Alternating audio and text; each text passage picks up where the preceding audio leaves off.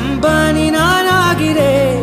இந்த இன்ப மகாராஜ பெற்ற புது ரோஜ எலிசபெத் ராணியின் பேத்தியே. தாயே தாயே மகளனவள்